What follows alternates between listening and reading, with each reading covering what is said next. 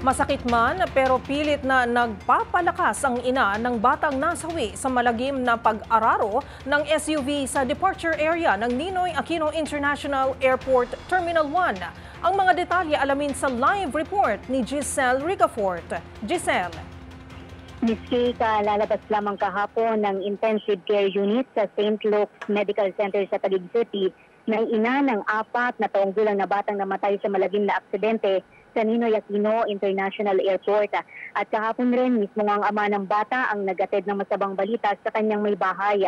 Ayon sa tita ni Malia Masungsong na si Donna, kahit marami pang iniinda masakit sa katawan, ay pinipilit ng ina ng bata na si Cynthia na kumain upang lumakas at mapuntahan ang burol ng kanyang unika iha dito sa Lipa, Batangas.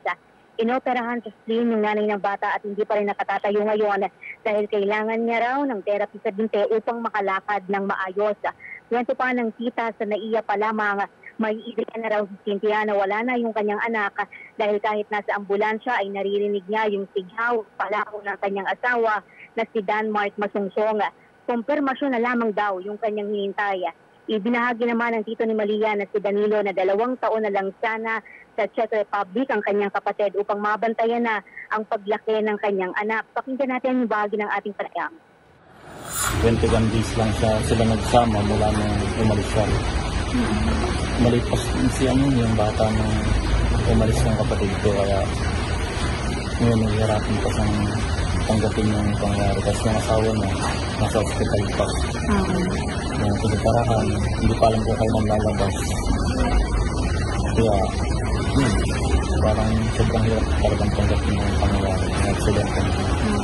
Posibleng makalabas na ng ospital yung lola at 7 taong gulang na pinsan ni Malia na kabilang din doon sa 4 na nasugatan sa aksidente sa paliparan.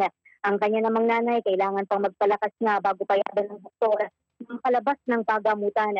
May mga opisyal na mula sa lokal at nasyonal na gobyerno ang personal na nakiramay dito sa Fernando Funeral Home sa Lipa City, Batangas, kabilang si Transportation Secretary Vince Dizon, si Migrant Workers Secretary Leo Pacdac at si Governor Hermilando Mandanas ng Batangas. Siniguro ng kalihim ng DMW na makikipag-ugnayan sila sa employer ng OFW yung tatay ng bata upang maipabatid yung trahedya.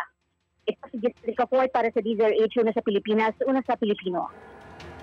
Maraming salamat, Giselle Ricafort.